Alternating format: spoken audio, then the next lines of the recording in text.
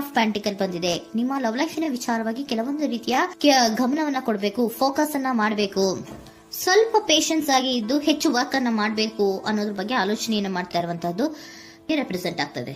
ನಿಮಗೆ recent past ಅಲ್ಲಿ 4 of wands, ace of pentacle, ace of wands ಬಂದಿದೆ.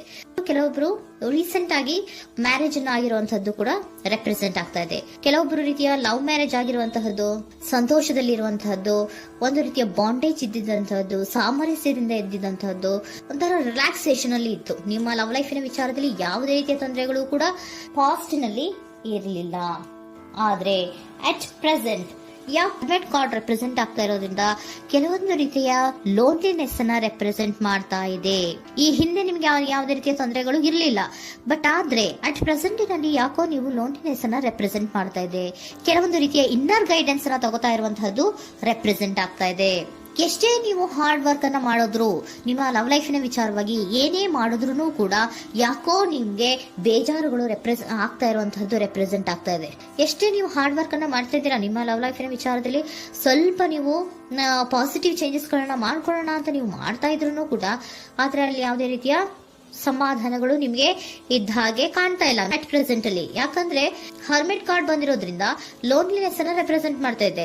ನಿಮ್ಮ ಲವ್ ಲೈಫಿನ ವಿಚಾರವಾಗಿ ಇನ್ನರ್ ಗೈಡೆನ್ಸ್ ಅನ್ನ ತಗೋತಾ ಇರುವಂತಹದ್ದು, ಏಕಾಂತವಾಗಿ ಕೂತ್ಕೊಂಡು ಯೋಚನೆಯನ್ನ ಮಾಡ್ತಾ ಇರುವಂತಹದ್ದು, ಏನಾಗಿದೆ ಅನ್ನೋದ್ರ ಬಗ್ಗೆ, ಯಾಕೆ ನಾನು ಲವ್ ಲೈಫಿನ ವಿಚಾರದಲ್ಲಿ ಏನೇ ಮಾಡಿದ್ರು ಉಳಿಸ್ಕೊಬೇಕು ಅಂತ ಪ್ರಯತ್ನ ಮಾಡ್ತಾ ಇದ್ರು, ಯಾಕೆ ಆಗ್ತಾ ಇಲ್ಲ ನನಗೆ, ಯಾಕೆ ನಮ್ಮಲ್ಲಿ ಅಸಮಾಧಾನಗಳು ಮೂಡ್ತಾ ಇದೆ, ಭಿನ್ನಾಭಿಪ್ರಾಯಗಳು ಬರ್ತಾ ಇದೆ, ಯಾಕೋ ಸಮಾಧಾನ ಆಗ್ತಾ ಇಲ್ವಲ್ಲ ಅನ್ನುವಂಥದ್ದು ಅಟ್ ಪ್ರೆಸೆಂಟ್ ಅಲ್ಲಿ ನಡೀತಾ ಇರುವಂತಹದ್ದು ರೆಪ್ರೆಸೆಂಟ್ ಆಗ್ತಾ ಇದೆ.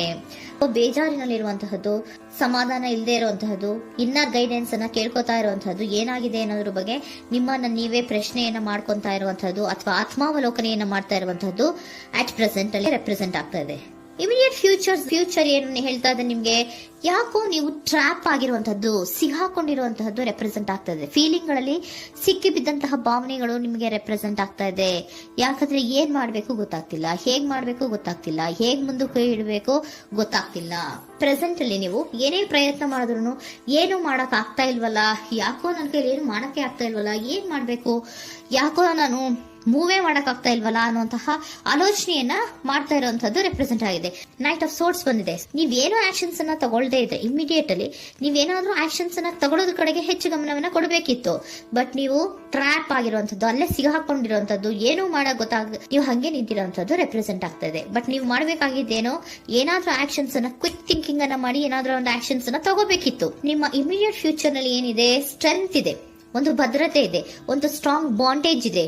ಲವ್ ಲೈಫಿನ ವಿಚಾರದಲ್ಲಿ ನಿಮ್ಗೆ ಏನು ಲವ್ ಲೈಫಿನ ವಿಚಾರದಲ್ಲಿ ಸ್ಟ್ರಾಂಗ್ ಬಾಂಡೇಜ್ ಇದೆ, ಒಂದು ಭದ್ರತೆ ಇದೆ, ಎಲ್ಲವೂ ಇದ್ರೂ ಕೂಡ ನಿಮ್ಮಲ್ಲಿ ನಿಮಗೆ ಸ್ವಲ್ಪ ಕೆಲವೊಂದು ಅನುಮಾನಗಳು ಇದೆ. ಆ ವಿಚಾರಕ್ಕೆನೆ ನೀವೇನು ಆಕ್ಷನ್ಸ್ ಅನ್ನ ತಗೊಳ್ದಿರ ಸುಮ್ಮನೆ ಇರುವಂತಹದ್ದು, ಟ್ರಾಪ್ ಆಗಿರುವಂತಹ ಸ್ಥಿತಿಯಲ್ಲಿ. ಯಾಕಂದ್ರೆ ಎಲ್ಲ ಇದ್ರೂ ಕೂಡ ನಿಮ್ಮಲ್ಲಿ ಯಾವುದೋ ಒಂದು ರೀತಿಯ ಅನುಮಾನಗಳು, ನಿಮ್ಮನ್ನೇ ನೀವು ಅನುಮಾನಿಸ್ತಾ ಇರುವಂತಹದ್ದು ರೆಪ್ರೆಸೆಂಟ್ ಆಗ್ತಾ ಇದೆ.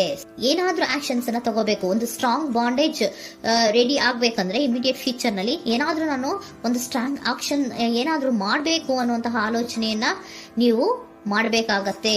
ಆತರ ಮಾಡಿ ನೀವು ಇಮಿಡಿಯೇಟ್ ಫ್ಯೂಚರ್ ನಲ್ಲಿ ಕೆಲವೊಂದು ರೀತಿಯ ಕಮ್ಯುನಿಕೇಶನ್ ಗಳನ್ನ ಮಾಡುವಂತಹದ್ದು ರೆಪ್ರೆಸೆಂಟ್ ಆಗ್ತಾ ಇದೆ. ಒಂದು ಸ್ಟ್ರಾಂಗ್ ಬಾಂಡೇಜ್ ಇರಬೇಕು.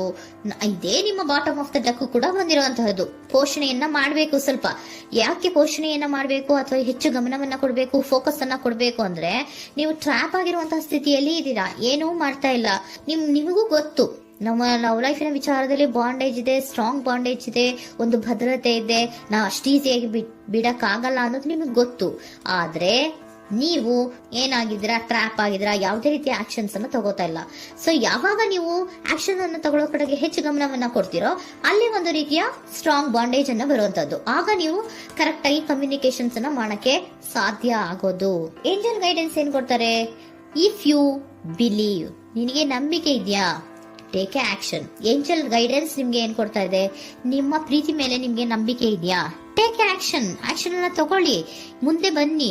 ಆಕ್ಷನ್ ಅನ್ನ ತಗೊಂಡು ಸ್ಟ್ರಾಂಗ್ ಬಾಂಡೇಜ್ ಇದೆ ನನ್ನ ಲವ್ ಲೈಫಿನಲ್ಲಿ, ಒಂದು ಭದ್ರತೆ ಇದೆ, ನಾವಿಬ್ರು ಅಂಡರ್ಸ್ಟ್ಯಾಂಡಿಂಗ್ ಇದೀವಿ, ಒಂದು ರೀತಿಯ ಸಾಮರಸ್ಯ ಇದೆ ಅಂತ ನೀವು ಅನ್ಕೊಂಡಿದ್ರೆ ಮಾತಾಡಿ ಕ್ಲಿಯರ್ ಅನ್ನ ಮಾಡ್ಕೊಳ್ಳಿ, ವಿಷಯಗಳನ್ನ ಕ್ಲಾರಿಟಿಗೆ ತಗೊಳ್ಳಿ. ಯಾವಾಗ ನಿಮ್ಮಲ್ಲಿ ನಿಮಗೆ ನಂಬಿಕೆ ಇದ್ರೆ, ಇಫ್ ಯು ಬಿಲೀವ್, ನಿಮ್ಮನ್ನ ನೀವು ನಂಬಿದ್ರೆ ನೀವೇನ್ ಮಾಡ್ಬೇಕು, ಟೇಕ್ ಆಕ್ಷನ್ಸ್ ಅನ್ನ ತಗೊಂಡು ಮುಂದೆ ಬರ್ಬೇಕು ಅನ್ನುವಂತಹದ್ದು ಏಂಜಲ್ ಗೈಡೆನ್ಸ್ ನಿಮ್ಗೆ ಕೊಡ್ತಾ ಇರುವಂತಹದ್ದು.